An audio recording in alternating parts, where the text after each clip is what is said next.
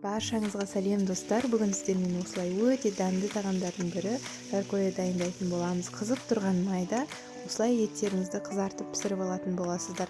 Сосын үстіне жаркое картоптарыңызды салып, жақсылап қызартып қуырып аласыздар. Сәбіз қоссаңыздар да болады. Барлығын осылай араластырасыздар. Бұл менде сулы картоп болып түседі. Өйткені мен капуста қосатын боламын. Бір пияз турап қосып жібересіздер. Көп қосудың қажеті жоқ. Міне капуста қосып жібересіздер. Өздеріңіз қанша пісіресіздер, соған қарай барлығын шамамен қоса бересіздер. Сосын ұнатқан, қалаған спецтарыңызды, приправаларыңызды бәрін араластырып осылай қосасыздар. Өте дәмді шығады. Дәміне қарай тұз қосасыздар. Өте дәмді шығады достар. Міндетті түрде осылай жасап көріңіздер. Картоптарыңыз, тағамдарыңыз сулы болып, керемет болып піседі.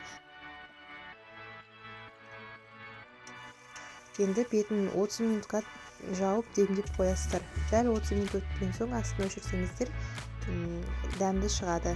Кез келген тағамда астын 30 минуттан кейін өшіру керек. Менің каналымда көптеген тағамдар бар, кіріп көрсеңіздер болады. Каналға тіркеліп, лайк басып қолдап кетіңіздер. Сіздермен болған Айтгүл.